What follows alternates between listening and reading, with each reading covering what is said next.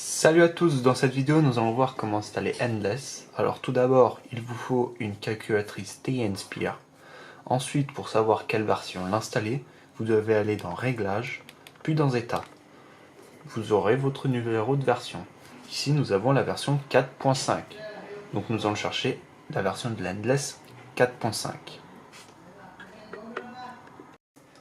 Bien, alors tout d'abord vous devez aller sur internet et écrire Endless.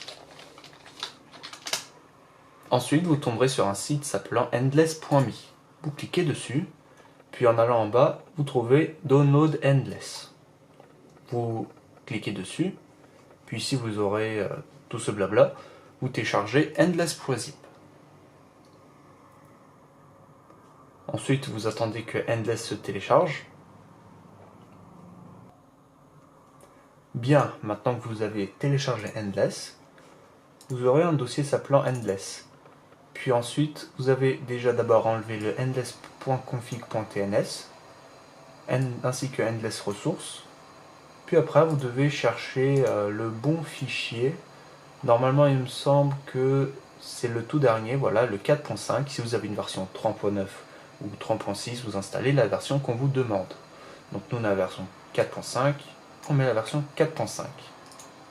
Bien. Ensuite, connectez votre TI à votre ordinateur. Puis avec le logiciel, on va mettre les fichiers dans un dossier précis. Donc voilà, maintenant on a notre TI. Dans votre TI, vous écrire un dossier Endless. Ça, ne vous occupez pas de ça, ça sert pour autre chose. Donc créer un dossier Endless. Dans ce dossier Endless, normalement chez vous il est vide, chez moi il est plein. Normal, vu que moi j'ai téléchargé plein d'applications. Ces trois fichiers là, vous allez les mettre dans Endless tout simplement quoi. Donc vous les mettez, hop, vous les déplacez. Puis ensuite, après que c'est dépassé, on se retrouvera sur la calculatrice.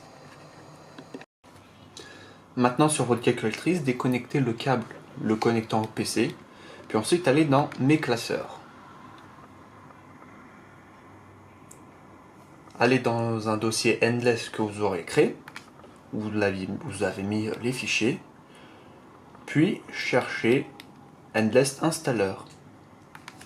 Vous l'ouvrez, et puis normalement dans une vingtaine de secondes environ, vous aurez votre calculatrice jailbreakée.